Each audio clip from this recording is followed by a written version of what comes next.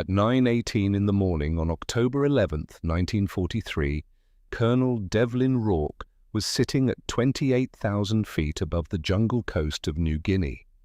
Below him, stacked in layers between 15 and 20,000 feet, was the largest concentration of Japanese aircraft he had ever seen in his life. Fighters, bombers, reconnaissance planes, moving through the sky like a dark river that had no visible banks. 60 aircraft, maybe more. He had 4 planes. Any rational man wearing his rank would have turned around, would have radioed the base, would have called for reinforcements and written a thorough report and waited for someone above him to make the next decision. That is what the system was designed to produce. Rational men making rational decisions based on rational odds. Rourke pushed the throttle forward and started climbing higher. To understand why he did that, why a decorated colonel with a chest full of ribbons would point 4 aircraft at 60 and keep going, you have to go back. Not to that morning, not even to New Guinea. You have to go back to the argument that had been following Devlin Rourke since the moment he arrived in the Pacific Theater with his P-47 Thunderbolts, and every senior officer in the region looked at his machines and quietly shook their heads. Devlin Rourke grew up in a small town outside Abilene, Texas, in a house that smelled like motor oil and iron filings. His father fixed engines for a living, truck engines, tractor engines, whatever came through the door. The boy who would one day fly 7-ton machines into combat spent his childhood learning that a machine will tell you the truth if you are patient enough to listen to it. That the numbers written in a manual are the beginning of understanding, not the end of it. That the difference between a machine that fails you and a machine that saves your life is almost always in the details that most people consider too small to matter. He was not the most naturally gifted pilot in any room he walked into. He knew that about himself without bitterness. What he had instead was something rarer. He was the kind of man who read every technical document twice, who stayed after the briefing to ask the question nobody else had thought of, who sat with the mechanics at the end of the day, not because regulations required it, but because the mechanics knew things the manuals didn't. He arrived in the Pacific Theater in the summer of 1943 with a group of P-47 Thunderbolts and a reputation for being thorough, and he was immediately surrounded by men who were certain his airplane was a liability. The P-47 Thunderbolt was not built for this part of the world. That was the official position, and on paper it made complete sense. The aircraft weighed 7 tons when fully loaded. It was powered by an 18-cylinder Pratt and Whitney radial engine that produced 2,000 horsepower and made a sound you felt in your sternum before your ears registered it. It was the biggest, heaviest, single-engine fighter America had put into the war. Built wide, built thick, built to absorb punishment that would have torn a smaller aircraft into scrap. In Europe it had found its purpose: high-altitude escort work, diving on German ground targets, flying through flak that shredded lesser machines, and coming home with holes in the wings that a mechanic could patch before morning. But the Pacific was not Europe, and the Pacific had the zero. The Mitsubishi A6M was everything the Thunderbolt was not. It weighed less than half as much. Its engine was tuned for agility rather than endurance. It carried almost no armor because armor was weight, and weight was the enemy of the thing that made the Zero dangerous: its ability to turn. American pilots who had faced it in the early years of the war described fighting one as trying to swat a hummingbird with a baseball bat. It could reverse direction in a space that felt physically impossible. It could climb fast, maneuver hard, and sustain a turning engagement almost indefinitely. And it had used those qualities to tear through American, British, and Dutch air forces from Pearl Harbor to the Dutch East Indies like a blade through canvas.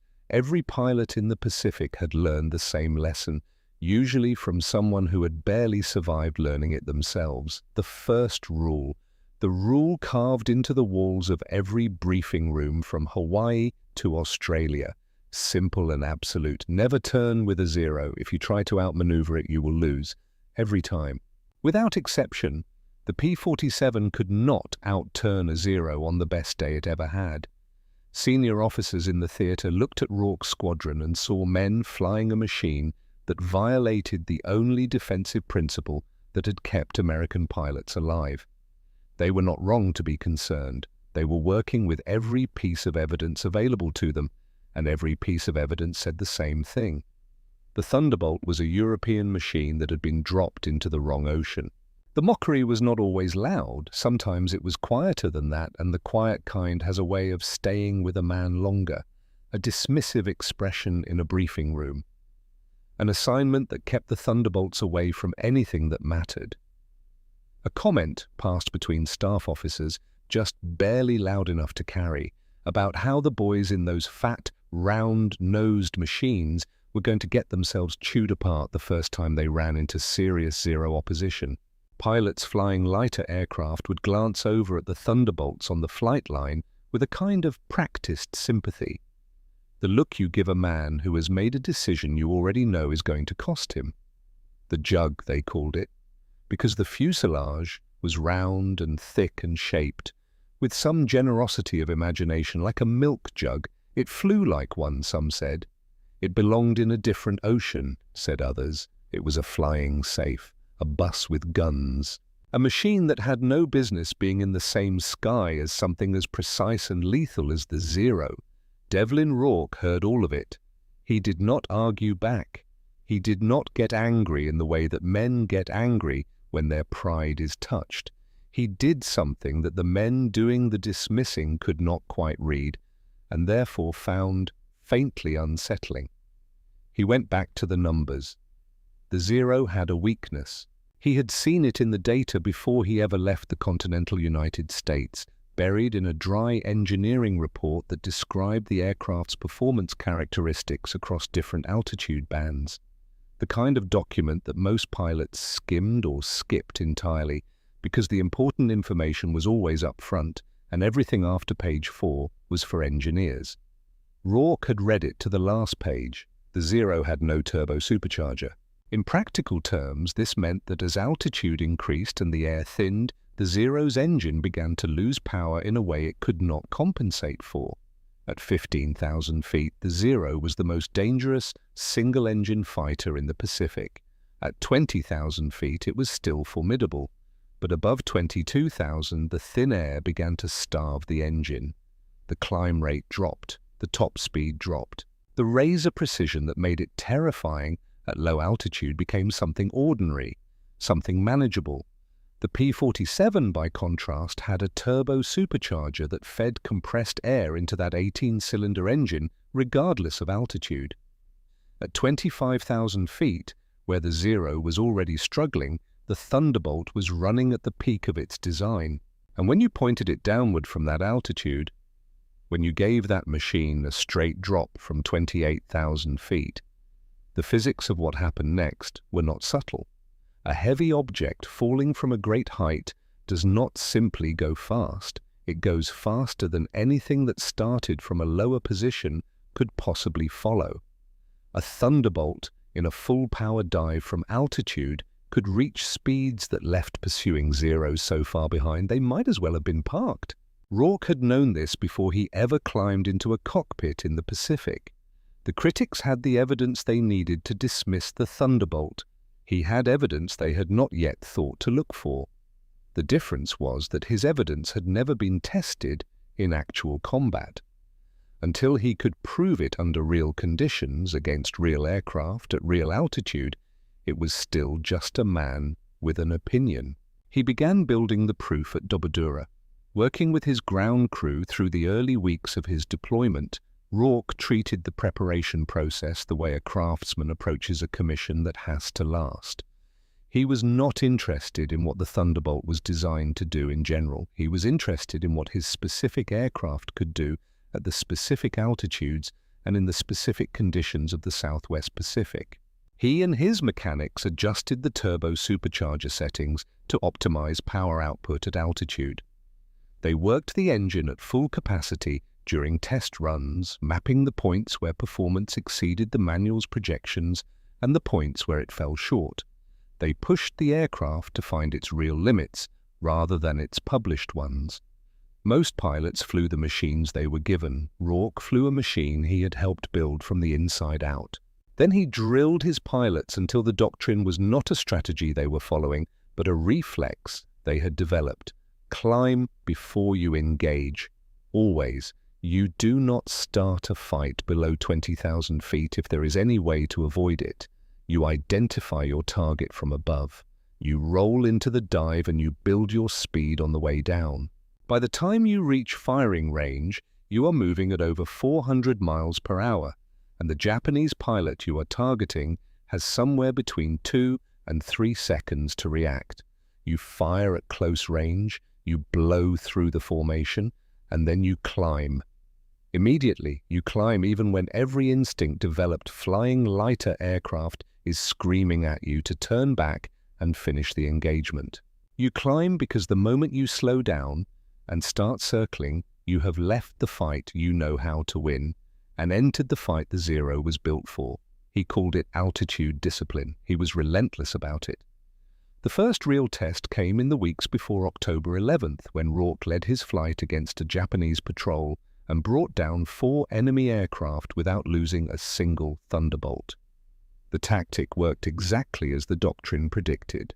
4 aircraft appeared from high altitude at enormous speed, passed through the formation with the force of something that could not be argued with, and climbed back up before the surviving pilots could even reverse their turns. 4 kills, no losses. By any measure, a success. By the measure of theater command, a promising result that required additional data before it changed anyone's conclusions about the Thunderbolt's role in the Pacific. Rourke needed more data. He knew precisely where to get it. Allied reconnaissance had been building a picture of WWII for months. What that picture showed was not comfortable reading. WWII was not an outpost. It was the main hub of Japanese air power across the entire New Guinea campaign, a complex of airstrips staging aircraft for operations across the Southwest Pacific. Reconnaissance photographs indicated between 100 and 150 aircraft at any given time. General Voss, commanding the 5th Air Force, understood that WWII had to be broken. You could not advance an army up the coast of New Guinea with that kind of air power sitting behind you. Rourke volunteered for a reconnaissance in force, a small, fast flight. Go in, assess activity, engage targets of opportunity, and exit before the base defenses could organize. The number of aircraft he proposed raised eyebrows at the command level. 4 Thunderbolts. The response carried a familiar weight. Careful language, measured professional concern, the kind of words that meant with complete precision that the men delivering them believed they were looking at a funeral procession dressed up as a mission plan. Rourke heard every word of it. He had been hearing variations of it since the day he landed in the Pacific. He understood where it came from. He did not resent the men who said it. They were doing their jobs with the information they had. He was doing his job with the information they hadn't found yet. On the morning of October 11th, 1943, Colonel Devlin Rourke led his 3 wingmen north from Dobodura, climbing the entire way. The Thunderbolts pressed through 20,000 feet and kept going. Past 23,000, up to 28,000 feet, where the air was thin enough to kill the engine of a Zero and the turbo supercharger of a Thunderbolt was doing exactly what Rourke had spent months preparing it to do. When WWII appeared below him and the full scale of the Japanese formation became visible, there was no hesitation, no reassessment, no radio call back to base for guidance. There was only the recognition that every calculation had been correct. He rolled the Thunderbolt over, pointed the nose straight down, and gave the machine what it had been built for. Before the dive began, before the throttle moved and the nose dropped and the physics took over, Rourke had done one thing that none of his wingmen noticed. He checked the gun camera, not to confirm it was functioning. He knew it was functioning. He checked it the way a man checks a document he intends to submit as final evidence. because that was exactly what it was. The reconnaissance reports had placed 60 aircraft at WWII, the formation spreading below him across several thousand feet of vertical airspace was larger than 60. How much larger he could not say precisely. What he could say with certainty was that it did not change the plan. The camera would record what was actually there. That was the point. That had always been the point. He rolled the Thunderbolt over and the negotiation ended. The moment a heavily loaded aircraft commits to a dive from 28,000 feet, certain things become true that were not true before. Time compresses. Distances that seemed manageable become immediate.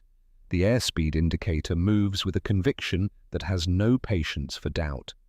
Rourke felt the Thunderbolt build its speed the way a man of his background felt it, not as sensation alone, but as data. Numbers moving in a direction that confirmed what the calculations had already told him on the ground at WWII.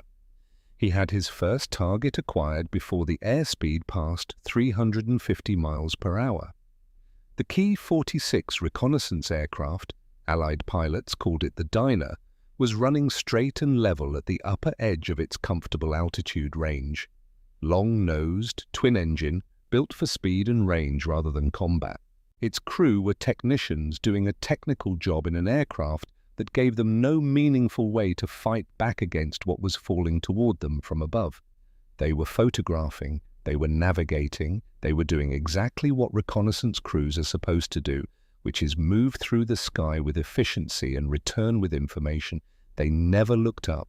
Rourke closed the distance in seconds, fired his 850 caliber machine guns at a range so short that the margin for error had ceased to exist as a practical concept. The Diner came apart completely. One moment a functioning aircraft on a heading with a purpose, the next a collection of separate pieces tracing individual arcs toward the jungle canopy far below. He was already pulling up before the wreckage fell 100 feet. Kill number 1. From the start of the dive to the moment of destruction, less time had passed than it takes to read a paragraph aloud. That compression of violence into a single, irreversible instant was not an accident. It was the entire architecture of what he had built at WWII. An engagement so brief and so decisive that the enemy had no operational window in which to respond. He climbed.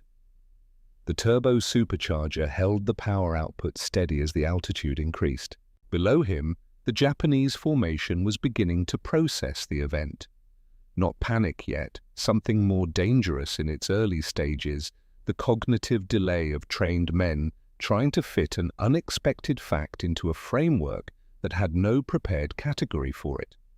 That delay was the window, and Rourke was already inside it again. A Zero fighter had broken from its position in the formation and was climbing hard toward 20,000 feet, its pilot pulling everything the engine could give. At lower altitude, that climb would have been something to respect. At 15,000 feet, the Zero's climb rate was one of the qualities that had made it dominant in the early years of the Pacific War, a rate that seemed to violate the normal relationship between aircraft weight and vertical performance. But this Zero was not at 15,000 feet. It was above 22,000, and the engine that had seemed almost supernatural at lower altitudes was now running in air thin enough to steal its authority. The climb was labored. The precision that defined the aircraft in its natural environment had been replaced by something Rourke recognized immediately: vulnerability. He rolled and dove again, hit the Zero while it was still committed to the climb, slow, pointing in a direction it could not change fast enough, reaching for an altitude that was always going to be a few seconds short of where the kill was already arriving. The 50 calibers at close range turned the lightest, most maneuverable fighter in the Pacific into a fireball that fell away from the formation like a dropped torch. Kill number 2. Below him, the formation was no longer confused. It was reacting. Zero fighters were breaking off from escort positions, trying to find angles, trying to climb toward a threat that kept appearing and disappearing before they could organize a coherent response. The pilots in that formation were not poor aviators. They were experienced, trained, flying machines they understood deeply. What they did not have was the altitude, and without the altitude, everything else they knew how to do was operating at a permanent deficit. Rourke's third pass targeted a Mitsubishi G4M bomber moving through the lower edge of the formation. Allied crews called it the Betty. Long wings, enormous fuel capacity, tanks that ran the full length of the wing structure without the self-sealing protection that American bomber designers had built into their aircraft after learning the hard lesson about unprotected aviation fuel and .50 caliber rounds. The Betty carried its own destruction inside it, waiting for someone to provide the ignition. Rourke came down from above and behind, where the tail gunner's field of fire was narrowest and the wing roots were directly exposed. He held the trigger through the pass with a steadiness that only becomes possible when speed has compressed everything into a single, committed moment. The .50 calibers crossed the left wing root and the fuel found the heat. The Betty's left wing lit from root to tip in one sustained burn. The aircraft rolled over immediately, pulled down by the imbalance and the fire simultaneously, going into a descent that was already a conclusion before Rourke had finished the pullout. A column of black smoke climbed up through the layers of the Japanese formation. Thick, dark, unmistakable. The kind of signal that every pilot in that sky could read, and none of them had asked for: kill number 3. The formation below had transformed from an organized operational flight into something closer to a system that had lost its internal logic. Aircraft turning in multiple directions, escort fighters abandoning their positions to chase a threat that would not stay in one place long enough to be chased. The disruption was visible from altitude, in the way that disruption always becomes visible from above, as a pattern of movement that no longer makes collective sense. Rourke watched it with the specific clarity of a man whose preparation has put him in exactly the situation he spent months preparing for. He could see the geometry, he could see the gaps, he could see the places where the formation's disintegration had created angles that did not exist 20 minutes earlier. And then he saw something that was not an opportunity. One of his wingmen had drifted lower than the doctrine required, not by recklessness, by the accumulated pressure of an engagement moving faster than any training exercise could fully simulate, by the instinct of a pilot who had come up flying lighter aircraft, whose earlier training had carved a different set of reflexes into his responses. The drift was a matter of altitude that, in any other context, might have been recoverable. A zero had acquired him. Closing from behind, angle tightening. The Japanese pilot had found his geometry, target below him, speed advantage, firing solution developing with each passing second. In that specific configuration, he had everything the doctrine said you needed to win. Rourke did not calculate the intercept. Calculation requires time, and time was the one thing the situation was not offering. He rolled and dove on instinct, sharpened to the edge of reflex by months of drilling a single principle into every response he had. He dropped between the zero and his wingman with enough closing speed that the Japanese pilot's options collapsed in less than a second. Break off or be destroyed. The choice was made for him before he could fully process that it existed. Rourke held the trigger through the pass, and the zero disintegrated at a range so close that the Thunderbolt flew directly through the space where the aircraft had been. Through the dispersing cloud of fuel vapor and aluminum fragments and heat, the fuselage and wings absorbing the impact of debris the way the machine had been designed to absorb it. Solid, unyielding, built for exactly this. Kill number 4. The wingman climbed away, unaware of the specific mathematics of how close the margin had been. 3 of Rourke's pilots were signaling now, the silent arithmetic of combat logistics that no amount of adrenaline can override forever. Ammunition running low, fuel state demanding attention. The numbers that a pilot carries in the back of his mind through every second of an engagement, the numbers that eventually make the decision regardless of what the situation might still be offering. The rational call was clear. Climb, form up, go home. 4 kills confirmed. Every pilot still alive. A gun camera full of footage that was going to be very difficult for anyone at Theatre Command to dismiss. By any professional standard, the mission had succeeded beyond what the men who approved it had believed possible. Rourke acknowledged the signals and began the climb. Then he saw the 5th target, a Zero sitting at the wrong altitude, isolated from the rest of the formation by the general disruption, its pilot still trying to locate the source of attacks that had come and gone 4 times without warning. It was not searching effectively. It was reacting to information that was already 30 seconds out of date, turning toward a position Rourke no longer occupied. A machine with nowhere to put its capability because the situation it was trained for had not materialized, and the situation that had materialized instead was one it had no framework to address. Rourke dove, hit it while the pilot was still mid-turn, still committed to a heading that led nowhere useful. Clean, direct, final, kill number 5. Then he saw the 6th. He was lower now than at any previous point in the engagement, deeper into the altitude band where the Zeros had recovered some of their operational authority.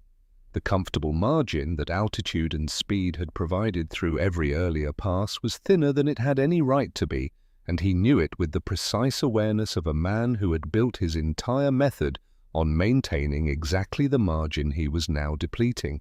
He committed anyway. He fired through the pass with the kind of resolution that closes the door on second thoughts before they can fully form. The target came apart, and then the pullout began. Not the smooth mechanical recovery of a machine operating within its designed envelope, but something harder and more urgent, the thunderbolt responding to full emergency power with a shudder that communicated, in the language of stressed airframes and maxed-out engines, that the request being made of it was at the outer boundary of what was possible. The dive angle had taken him far lower than the doctrine called for. The jungle canopy below was not a distant abstraction. It was a surface with specific proximity, and the rate at which that proximity was increasing had a quality that demanded complete attention. He held the pullout through the G-force that pressed him into the seat with the weight of several times his own body. The thunderbolt came through the bottom of the arc, trailing heat and engine noise, and the particular evidence of a machine that has been asked for everything it has and has not yet decided whether to give it. And then he flew through what remained of the aircraft he had just destroyed. Not the sharp, percussive impact of Kill 4, where debris had struck the airframe at high, relative speed. This was different, slower, more suspended, as if the wreckage was hanging in the air, waiting for him to pass through it.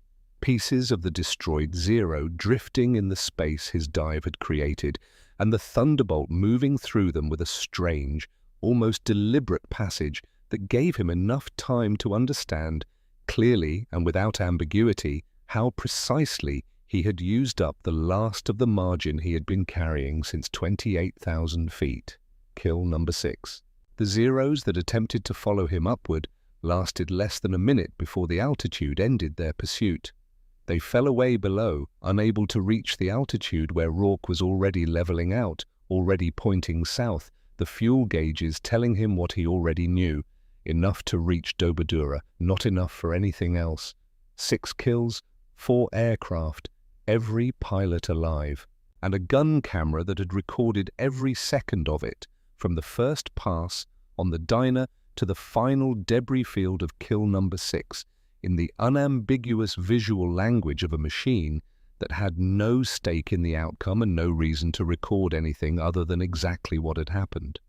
He flew south over the jungle in the quiet that follows a violent thing. Below him, 3 columns of smoke still climbed into the sky above WWII, visible from 20 miles, marking the location of a debate that was about to end in the only way debates of that kind can genuinely end. Not with better arguments, with evidence that makes argument impossible. The thunderbolt touched down at WWII with fuel gauges reading numbers that made the ground crew go quiet. Not the quiet of men with nothing to say. The quiet of men doing arithmetic and arriving at the same answer and not wanting to say it out loud. The aircraft rolled to a stop and the engine wound down from its deep, authoritative rumble to silence, and for a moment the only sound on the flight line was hot metal contracting in the morning air. The crew chief walked the full length of the aircraft and said nothing. He counted holes the way an experienced man counts them, not with alarm, but with the careful attention of someone building an accurate picture. Wing surfaces, fuselage, the places where pieces of other aircraft had struck the Thunderbolt's skin at high speed and left marks that told their own story about the geometry of the final pass. He ran his hand along the aluminum the way Rourke's father had once run his hand along a cracked engine block, feeling for what the eyes might miss. The aircraft had brought its pilot home. That was the first fact.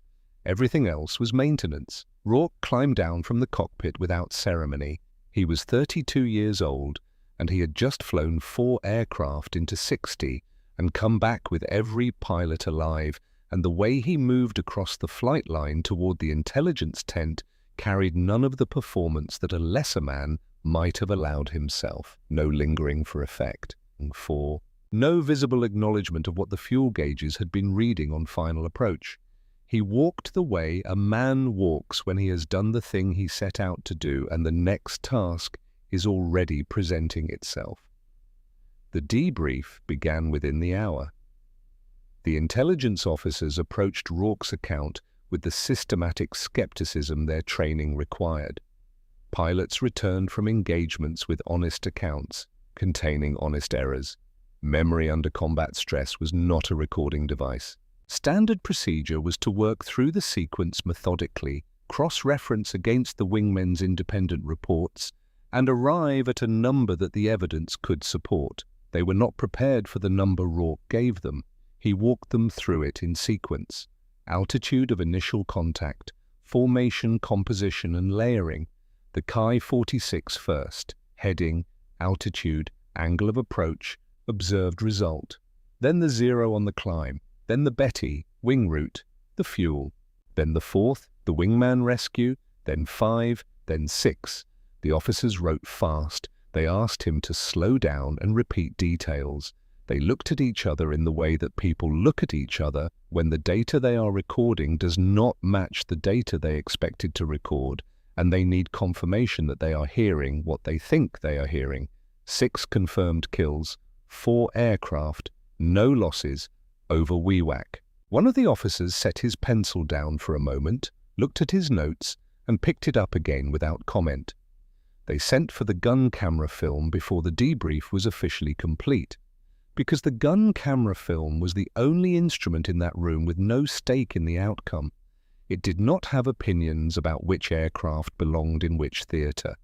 It did not carry the institutional memory of every zero that had destroyed an American pilot who thought he had a workable plan. It recorded light, and it did not care what the light showed. The film took time to process. Rourke waited. He sat in the heat outside the intelligence tent and drank water, and looked at nothing in particular with the patience of a man who has already done the work, and understands that patience is now the only remaining requirement. Somewhere in a dark room on that base, the evidence was developing frame by frame, indifferent to the debate it was about to settle. When the footage was ready, it was screened in a room that held more senior officers than the debrief had. Word travels in a military installation the way water finds low ground, without announcement and with a directness that no formal communication channel can replicate. The number 6 had been moving through the base since the aircraft landed, carried by the ground crew, by the debrief officers, by the particular quality of silence that had followed the crew chief's walk around the Thunderbolt. By the time the projector ran, the room was full of men who had heard the number and needed to see what the number actually meant. The footage showed them, frame by frame, in the unambiguous visual language of a gun camera recording an engagement from the cockpit of the aircraft conducting it. The dives from altitude, the firing passes at ranges that left no interpretive space, the pull-outs and the climbs back up before the Japanese formation could consolidate a response. 6 separate aircraft, each one whole in one frame and not whole in the next, destroyed in a sequence so methodical and so consistent that it did not resemble the chaotic instinct-driven footage that combat gun cameras usually produced. It looked like a demonstration. It looked like a man who had told you exactly what he was going to do, and then done it with a precision that had no gap between the stated intention and the executed result. The room watched in the particular silence of men whose professional framework is being revised in real time. Not the silence of being convinced by an argument, the deeper silence of watching evidence that makes the argument irrelevant. Rourke had not persuaded anyone of anything. The footage had simply removed the ground on which disagreement had been standing. When the projector stopped, General Voss sat for a moment without speaking. Then he said 2 words to the officer beside him: "Write it up." The recommendation for the Medal of Honor moved through channels with a speed that reflected how clearly General Voss understood what the footage documented. Not simply a remarkable individual performance, though it was unquestionably that, a proof of concept that changed the operational picture for every P-47 Thunderbolt flying in the Pacific Theater.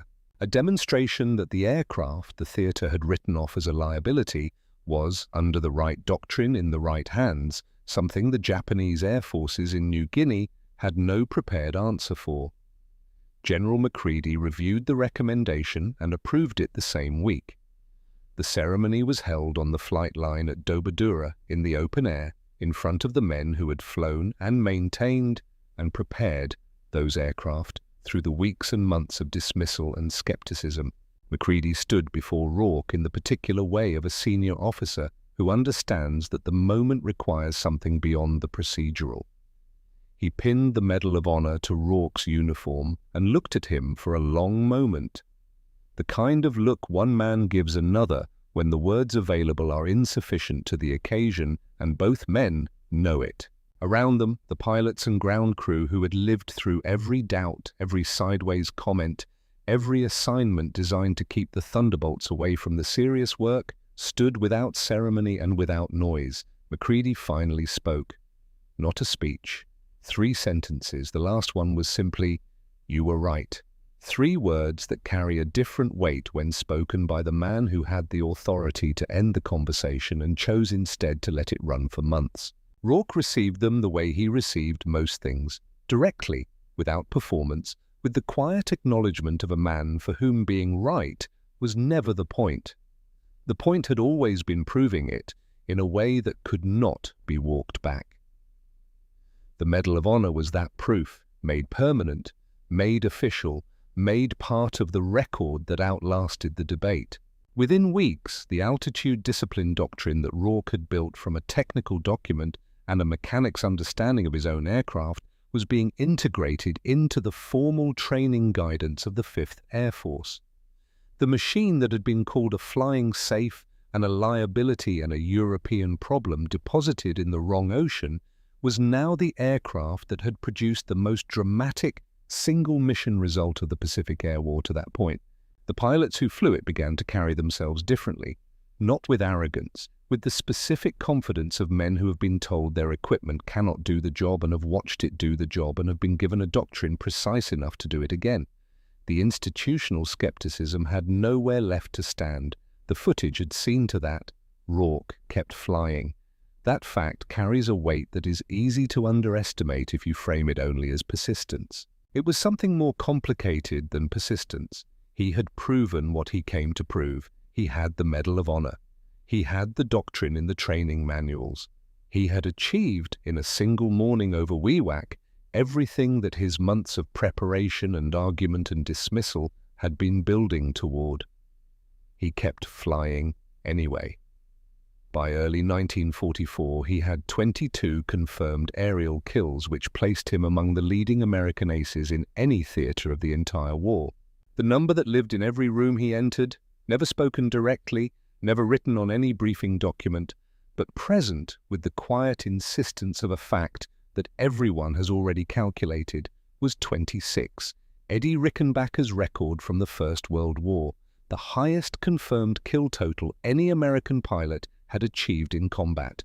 Nobody told Rourke this was what he was chasing. Nobody needed to. The arithmetic was not complicated, and the man had built his entire career on doing the arithmetic that other people had not bothered to run. The drive that had made him read the technical document past page 4. The drive that had made him push the throttle forward when 60 aircraft filled the sky below him. The drive that could not find a reason to stop once it had found a direction. That drive did not recognize the distinction between the application that had made him right and the application that was now moving him towards something no doctrine could fully protect against. It was the same drive, the same man, the same inability to accept the available stopping point. On the morning of March 5, 1944, Colonel Devlin Rourke flew into an engagement over WWII. The same sky, the same jungle coast, the same geography where he had made history on a single October morning 4 months earlier.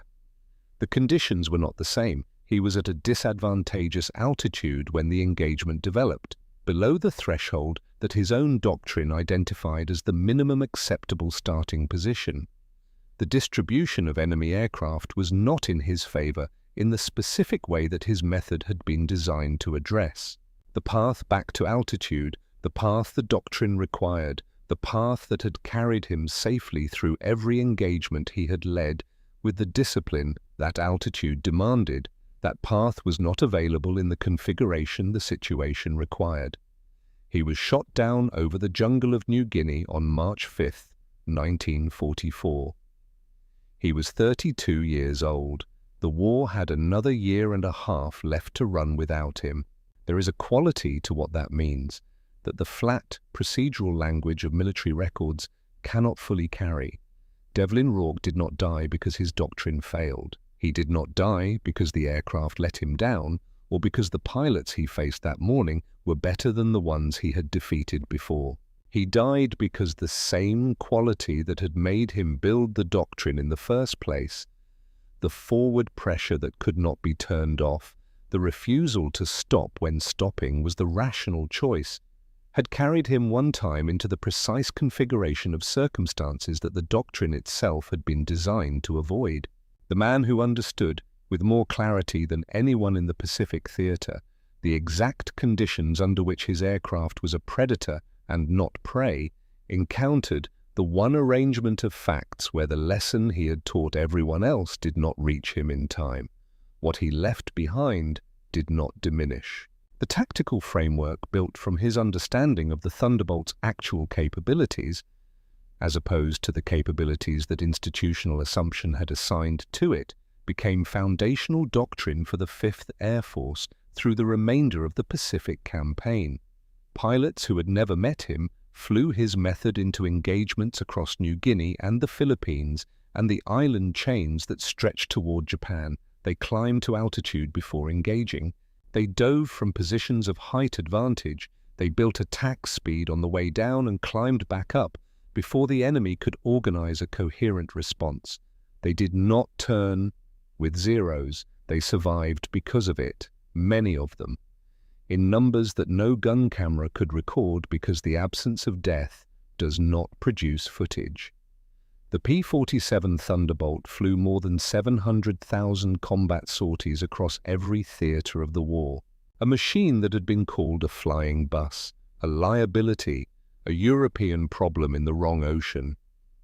It absorbed punishment on a scale that validated every design choice that had made it seem too heavy and too slow and too large for the Pacific fight, and it brought its pilots home from engagements that lighter aircraft would not have survived.